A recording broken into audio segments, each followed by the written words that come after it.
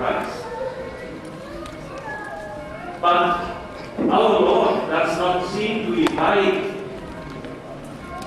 very largely to follow him. It seems to be rather difficult. If we look at the gospel today, we get the impression Jesus tells us, be careful, it's not so easy. So sometimes I ask myself, oh Lord, did you really want that we follow you? Why you make it so difficult? Is it not too difficult what you ask us? Well, let us look. What Jesus asked us to do when we follow him? In the Gospel of today, it is the beginning of his journey to Jerusalem.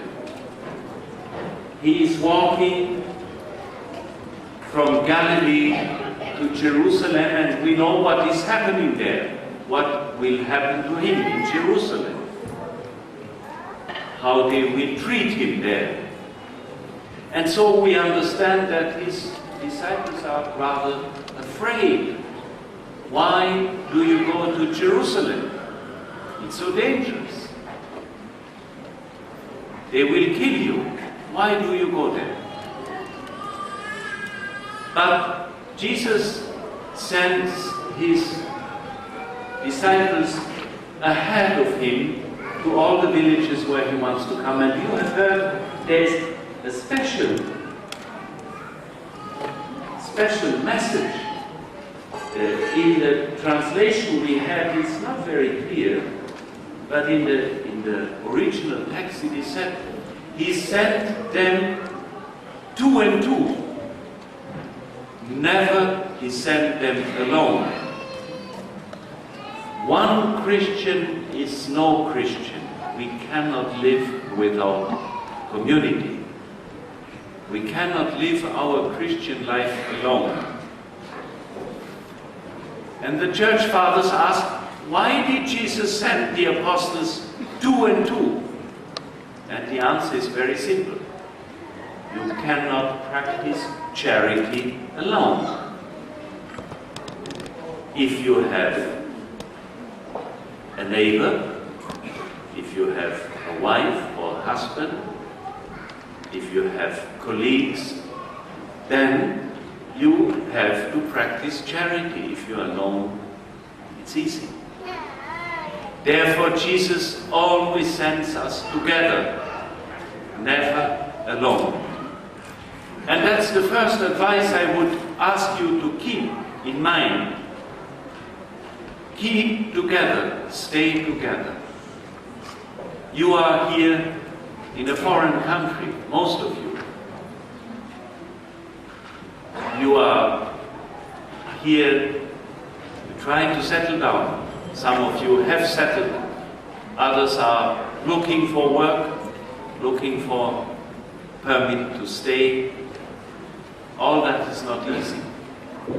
But stay together. And therefore I am so grateful to your priests who keep together the community.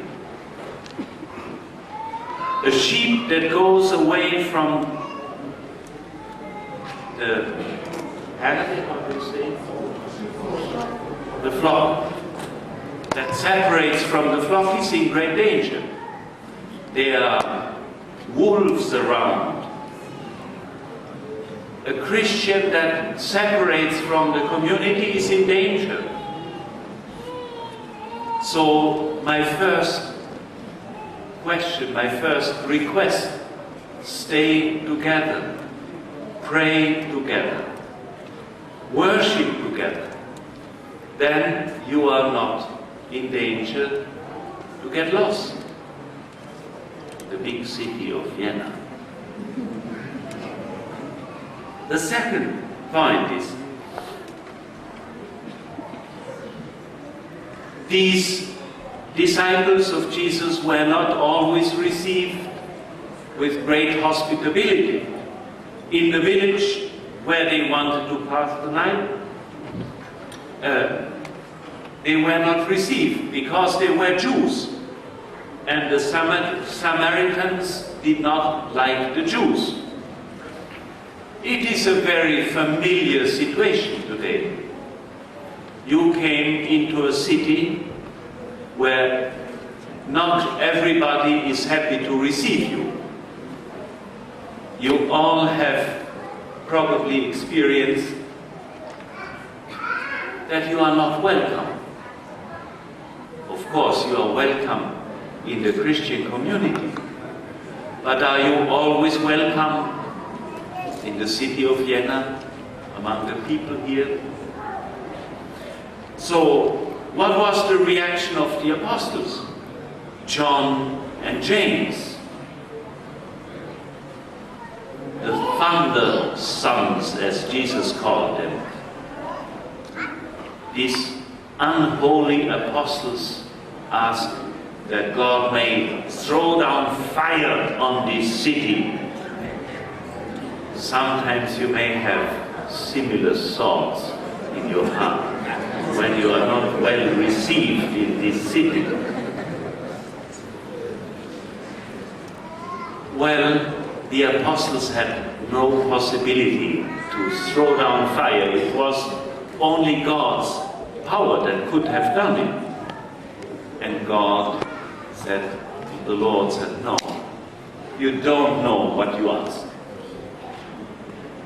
He has not come to spread the good news with fire and sword. Christian faith has not to be spread, to be announced with violence and bombs and terror. That is not the Christian way. And therefore, I ask you that this is my second request. If you are sometimes unfriendly, if you meet unfriendly faces, if you meet unfriendly people, give them the Christian witness. We need the Christian witness. And it is astonishing how much you can change the hearts if instead of having a grim and angry face,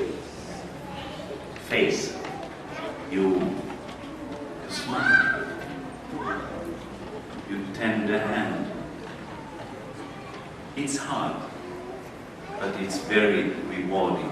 It's what makes us true followers of Jesus. So allow me to say what I expect from your community in this city of Vienna. You can contribute to change the hearts by your attitude. Being in a difficult situation, being sometimes humiliated, fighting for daily life, for survival in the struggle of daily life. Keeping Jesus' love in your heart.